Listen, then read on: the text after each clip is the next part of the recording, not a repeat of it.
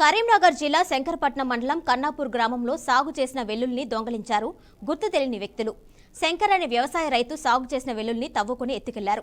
40,000 రూపాయల విలువైన వెల్లుల్లిపాయలను ఎత్తుకెళ్లడంతో రైతు లబోదిబోం అంటున్నాడు. అప్పు చేసి పంట సాగు చేశామని రైతు వాపోయాడు.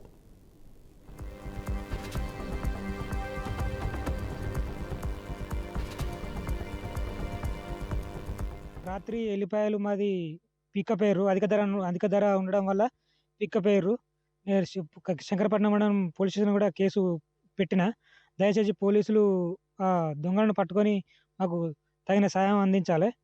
చర్యలు తీసుకోవాలి. దొంగతనం చేసిన వాళ్ళ మీద కూడా మాకు తీవ్ర నష్టం జరిగింది. 40,000-50,000 వేలు నష్టం జరిపించారు. ఈ ఉల్లిపాయలు అధిక ధర ఉండడం వల్ల రాత్రి దొంగతనానికి పాల్పడ్డారు. దాదాపుగా గుంట విస్తీర్ణంలో నేను ఇది వేసుకున్నా. దాదాపుగా పంటను మొత్తం పిక్కపోయారు. దాదాపుగా నాకు ఒక 80% ఎల్లిగడ్డలు రాత్రి దొంగతనం చేసి పీక్కపోయారు. మొత్తం 2 గుంటలు అవుతుంది.